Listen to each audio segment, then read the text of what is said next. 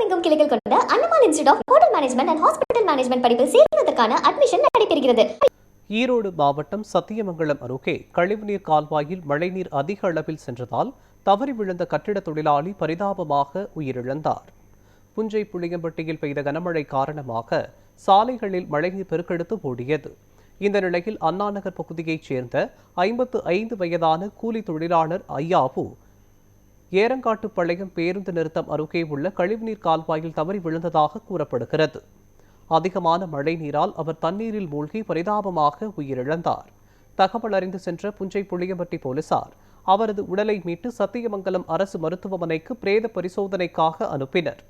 இந்த சம்பவத்திற்கு நகராட்சி பகுதியில் கழிவுநீர் கால்வாய்கள் முறையாக தூர்வாரப்படாததே காரணம் என அப்பகுதி மக்கள் குற்றம் சாட்டியுள்ளனர்.